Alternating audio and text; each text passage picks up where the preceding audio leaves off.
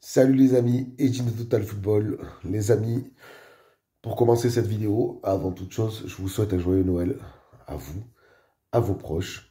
J'espère que vous avez été gâtés, que vous avez fait un bon réveillon, que vous êtes bien gavés, que vous avez bien mangé, que vous avez picolé avec modération. Hein, et voilà, que vous vous êtes réunis en famille, que vous avez passé un agréable moment.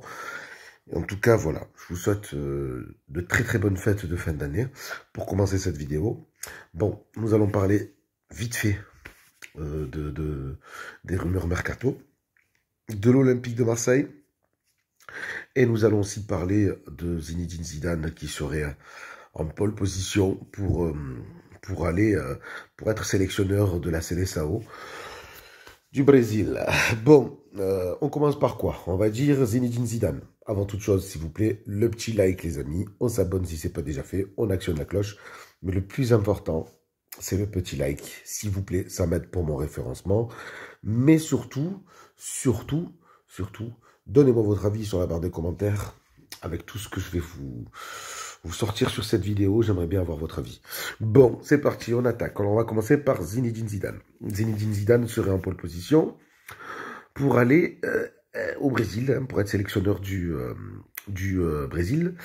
Depuis l'élimination du Brésil face à la Croatie au tir au but pendant le mondial, bon, depuis l'élimination, ben, le Brésil s'est séparé de son sélectionneur.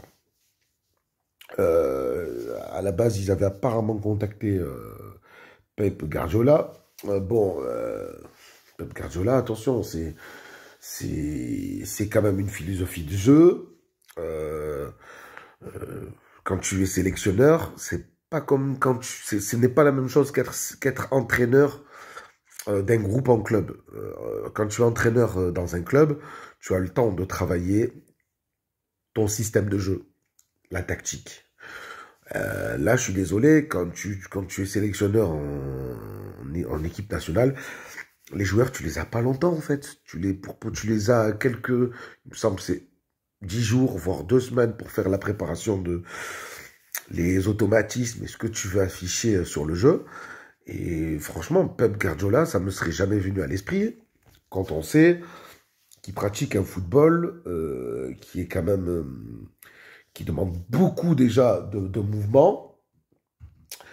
Et puis bon, pour pouvoir comment dire, avoir le temps de le travailler, de mettre en place les automatismes et de faire comprendre aux joueurs pour qu'ils rentrent dans ton système de jeu à toi.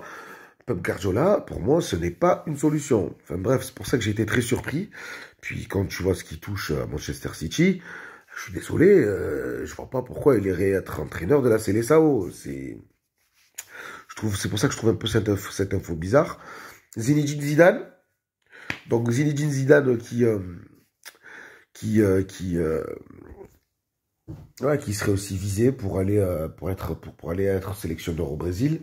Bon, on pense que Deschamps va prolonger minimum jusqu'à 2024. Écoutez, moi honnêtement, pourquoi pas? Pourquoi pas? Puis ça sera tant pis pour nous, ça sera tant pis pour la France. Parce que je pense que Zidane, il a quand même été patient par rapport à l'équipe de France. Il a laissé la porte ouverte. Là, dernièrement, il s'est fait balader par Noël Le Graët.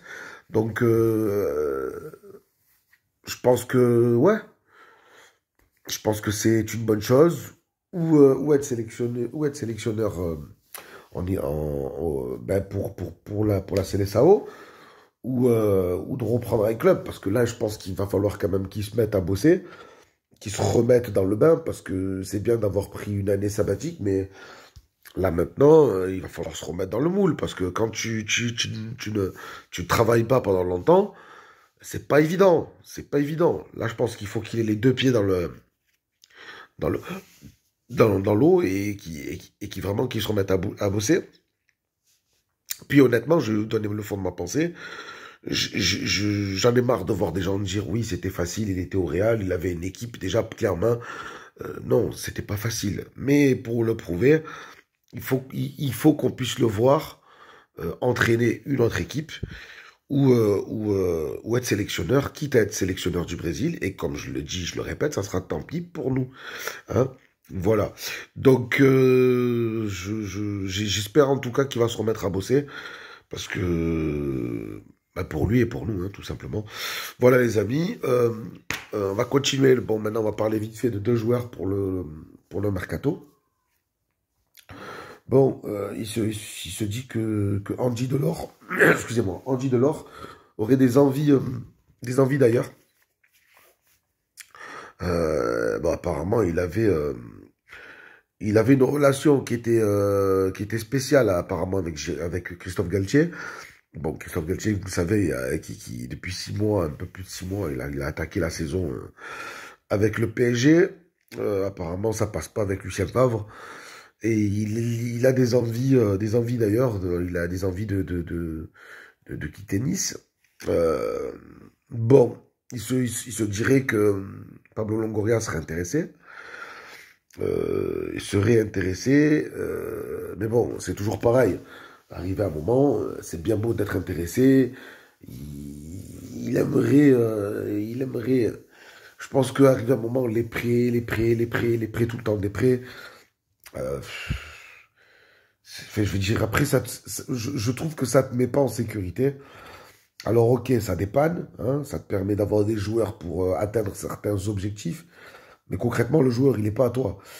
Si c'est un prêt sans obligation d'achat, bon, franchement, c'est pas intéressant. Puis, tu risques d'avoir le retour de Milik.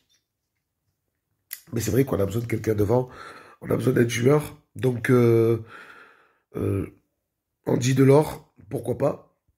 Pourquoi pas? Après, je sais que c'est un très bon joueur de Ligue 1. Il y a pas de problème là-dessus. Mais voilà. Après, le personnage, j'accroche pas trop. Je vous dis la vérité.